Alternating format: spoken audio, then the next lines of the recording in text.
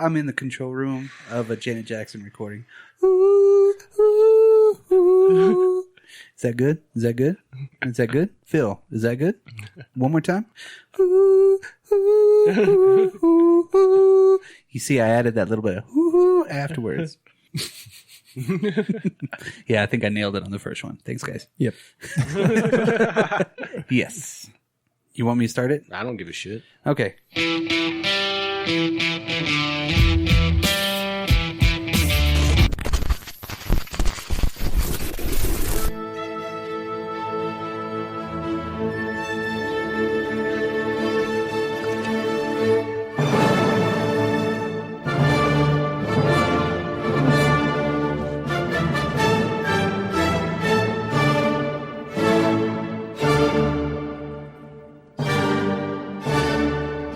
Welcome, everybody, to the Drop Culture Podcast.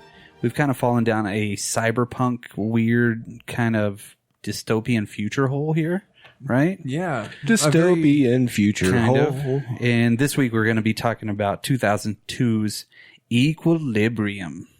Equilibrium. Now, this, if you were 12 years old and you saw this movie for the first time, you fucking are going to love it. I did. Yeah, I know.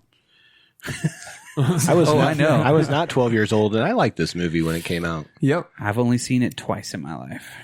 That says a lot about a movie, and I know the reason why now. Ah. Oh, Yeah. cool. Okay. It'll be interesting to see why and see if it ruins our opinion of it. No, I'm it's just not kidding. going to. Yeah, no, it's not going to. It's just one of those movies that I remember watching the first time. I was like, okay, cool, Right. got some cool parts, and then I watched it again. I was like, the only good actor in this is Christian Bale. Oh, and Sean Sean Bean. Bean. Don't forget about him. Okay, when I say I like this movie, like I've seen this movie like 4 times now, but I watched it twice just this week. You Yeah. know what I mean? So it's Right. not like something that's like in heavy rotation, like if I don't have something to watch. But I enjoyed the film. But yeah, we'll dig into that a little bit There was more. obviously parts in it that I enjoyed. There was merit in a lot of the ways that they did things, and I think that there was some pretty cool stuff. Yeah, but I'm going to really say this is basically an Eternity for Men cologne commercial. Set in a dystopian future. You know what I mean. I see where you're Yeah. going with that. Yeah. I see it being Just the way it's filmed. United Colors of Benetton movie. You know what I mean? It has that sheen to it. If yeah, you will. I guess. Yeah. I don't know if that's the right word, but I'm yeah. with you. Yeah. I mean, I didn't think of that, but I Yeah. can see that. But I mean, I think that also lends to the dystopian feel of the movie. yeah, a lot of contrasting colors, black, white. That's it. There's Very no in bland. between. There's no gray. I did read some stuff about it, how it progressively gets a little bloodier and bloodier throughout the movie. Absolutely. Because it shows his, Sensing. coming of age, you might say. Oh. How do they have kids? I don't know. Because obviously It's had just never very done robotic. It's it. yeah. It's like THX 1138. done. Yeah. Well, I think this movie actually has some roots in that movie, Mm-hmm. THX 1138, but also, of course, a lot of now this is pretty divisive as far as like fans liking it, but Really? like Rotten Tomatoes, it got a terrible score, but who gives a fuck about that? Yeah. It didn't get very good critical acclaim when it came out. However, Roger Ebert gave it a 3 out of 4. And he said it would be an awesome, mindless action movie if it didn't have a mind. But it would be a mindless action movie, but it does have a mind. Like it has a point. Yeah. And even to the point where, the thematics of this movie, Yeah. if given to some people in certain areas of the world, Yep. would be very, very like underground, intrusive. Like you think of sending it to this movie to China, Yeah. for instance, or Yeah. something like that. Well, North that, Korea. That was pretty much the part that I liked about it. That it was about the subversive group and then the message that we're all pretty much Prozac. Let's kill emotions and then we'll all abide by rules and shit like that. So Right. yeah, that's where I remembered a little bit of that, but then when I watched it, I was like, oh, this is a blatant like. Here's Prozac. Well, and Valium. yeah. Well, and there was a lot of critics that hated it because it was like 1984 and it was like Fahrenheit 451. But that's one of the reasons I like it, that it kind of ties all that stuff together in its own story. Yes. And It has gun fu or whatever. Gun kata. Gun kata. So cool. when I Which first reminds me watched of it. Jim Yeah. Kata. Yeah, the dude invented it in his backyard. Yeah, he did. In between takes of backyard wrestling. Oh my god. No, I'm just kidding. That's not real. He did invent it in his backyard, though. Like, he literally was like, what could I do with guns? And he looks like, I mean, the director, Kurt Wimmer, looks like he should be in one of those, Suave, cologne commercials or some shit like that. You know what I mean? Long, curly hair, just kind of, and then just the all black outfit. Yeah. Yeah. But the look that he picked. He's for like the rock movie- and roll guy. Yeah, pretty much. Yeah. He's the rock and roll dude that could never play an instrument. He went for Yeah, that. there you go. Yes. He went for that Columbine kind of look. Oh, well, wow. no, not That's really. a little dark there, buddy. Oh, sorry. Yikes. Too soon. I'll just go, guys. I'm so sorry. Too soon. Yeah, let's dive into these people. Okay, now basically equilibrium, I took down the definition because this really does apply to everything here. A state in which opposing forces or influences are balanced. Okay. I like that. A state of physical balance. A calm state of mind. That's equilibrium. I like all of this. Yeah, that's actually really the These are all things I enjoy. real definitions.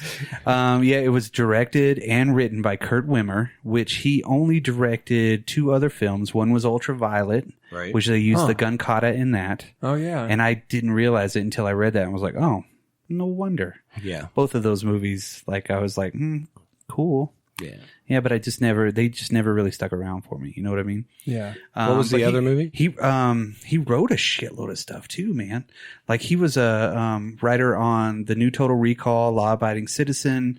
The other one that he directed was called One Tough Bastard in 1996. So, he had a lot of writing credits.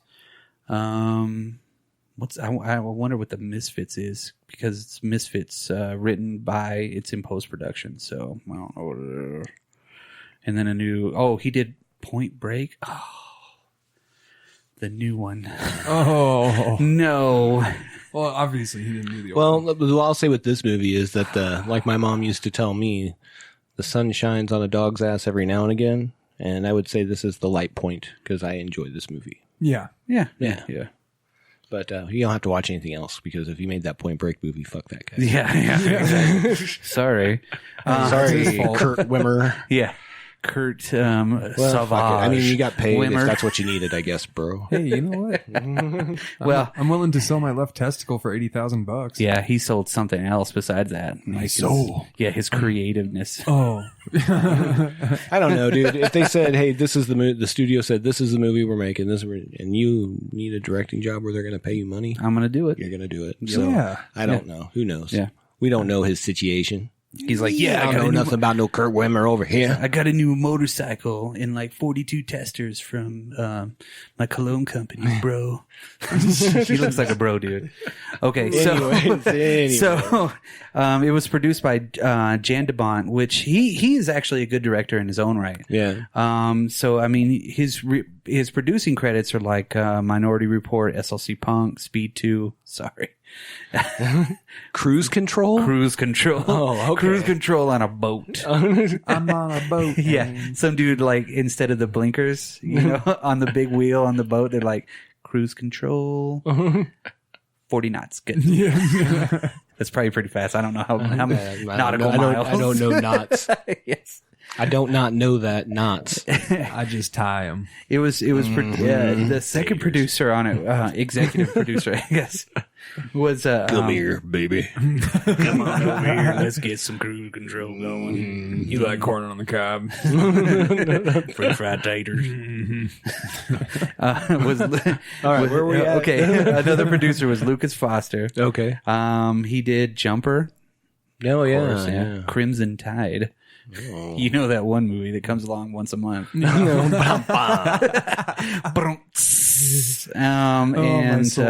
Bad Boys and the new Morbius movie. Really? Yeah, he's actually a producer on the Morbius. Now, the cinematography was Dion Beebe. He did Collateral with Jamie Foxx and what's his nuts? He's always running. Tom Cruise. He's always, Yeah, I think that's that's his Indian name. He's always running. He's always running. Yes. Yeah. Tom Cruise. He's always running. That's his Native American. My Native American name is stands with crowbar. Yes. His father got caught once. Mine's shit in bowl. Shit in bowl. Look out of the tent and it's like somebody shitting in a bowl. I'm like, I guess so. No. And then he also was the cinematographer on Land of the Lost, the new one. Gotcha. I like that movie too. So. Sure. So my opinion doesn't really matter. Now that you know that, Yes. nothing he says is valid. Yes. Yeah, nothing's valid anymore. It was edited by Tom Rolfe. He was on the editing team for like Taxi Driver, Okay. Jacob's Ladder, Heat, Wind Talkers. So it was a lot of those. Was that the Nick Cage? Yeah. Yeah. Decent movie. Yeah, it was all right. Navajo code talker. Speaking of, Yeah. Native Americans, popular Friends of the show. nomenclature. Yeah. And then it was also edited by William White. What? Yeah. Was he Yeah. from New York? Well, this dude's like, this editor is like a huge Punisher fan because he's edited the Punisher TV series and The 1989 Dolph Lundgren movie? Oh No, my God. no. Thomas Jane? Oh, No, yes. no. Warzone? Yes. Yes. Ah. It took 3 to get there. But yeah, he was an editor on that. I went backwards, like from relevancy to like year. Yeah. Yeah. It's like, let's just go through them all. That Just was a recap. that was You're like welcome. a train wreck of a movie. And You I get was to here. you get to the middle of the movie where they're at like Julie Benz's house with the kid, and you're like lost. From Yeah. then on What the out. fuck's It's like, going this on? sucks. Okay, so let's get into this cast for it too.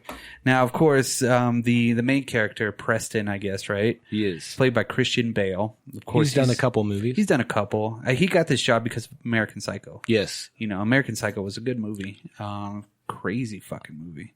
The I'll be book honest, was crazy too. I could see how this role helped him get into Batman. Yeah, I Yeah. could really see that. Yeah, he was the one saving grace throughout the whole movie. He was the best actor. Yeah. It's crazy whenever you notice great actors in subpar movies. Yeah. They carry it. And now, don't get me wrong. I mean, Robert the fucking Bruce is in this movie. You know what I mean? Yeah. And like that one squirrely dude, that is like the leader of the resistance. He's a big actor too. There's a lot of big actors in this movie, but Christian Bale is the best one. He really is. He does. I think a good job. Emily Watson did okay. Yeah, she for did. Her, See? For her role. And that was more of that Yeah. interaction that we'll get into in the movie, Yeah. where it's a little more dialogue, I guess, Yeah. than it is just moving through pieces. She's a good actress. She is a good She was actress. on Chernobyl. Yeah. Yeah, she was on one of those. There's not a lot of female characters in this movie, though, which was not necessarily odd, but All it just of them wasn't. get Never mind. Yeah. Yeah. Spoiler alert. Well, the second guy. In What do this you do one- with your women? Burn them! Burn them at the stake. They were witches. They get burned in a furnace Burn them! Does she weigh the same as a duck?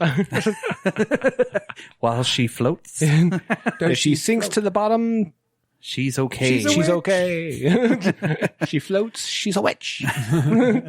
Well, Either way, they drowned them. Well, you know, do you guys know who Dominic Purcell is? No. He is like Dracula 3000. No.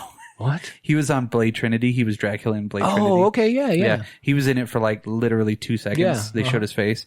And he was also in Mission Impossible 2. Who is this? Dominic Purcell. Who the hell's that? He was on he was like, in this movie, yeah. he was at the very beginning. The very, very first raid that they did. Oh, okay, the He was guy just- with yeah. the okay, I know where we're at. Yeah, I think he had the binocs or something. He was looking at the painting. Yep. Yeah. Yeah. He played a character in the CW thing. Yeah. Right? Yeah, he's been in a lot of stuff. Yeah. And this was, I guess, just... And when I saw his name, I was like, I wonder what he plays in this. And was like, oh. Oh, Prison That Break, was it? I guess. Yeah, Yeah, Prison Break was a big one. Seamus, Yeah. right? Yeah. Is the name of that character? Yeah, I think so. Yeah. And then Sean Bean, of course. I love him. Yeah, man. yeah. He's good in everything that he does, too. He dies in everything he does, too. Yeah. Well, he does it well. Yeah. He dies well. Yeah. Yeah. I think that... Hey, that you know might what? be- You know what we need for this movie? Somebody that just dies really well. Sean Bean. Sean Bean. Let's get Sean Bean. Somebody hit the Sean Everybody. Bean button. No joke. Everybody in the writer's room was like, Sean Bean. Well, yeah, like I think his agent pressed him to do this movie too. Like he didn't want to do it, but then didn't? somehow he did it. Yeah, It's such a small part. yeah, I know. Or maybe that's why he didn't want to Yeah, do it. yeah. Okay. Well, But I think it was worth it. it lent it. I mean, his acting lent a little bit of credence to the movie too. Oh, yeah. the emotional sense of it. Well, Absolutely. The subtlety that he has is really Yeah. good because when they're in the car, there's different scenes where he Footsie. really shows off. Yeah, yeah, yeah.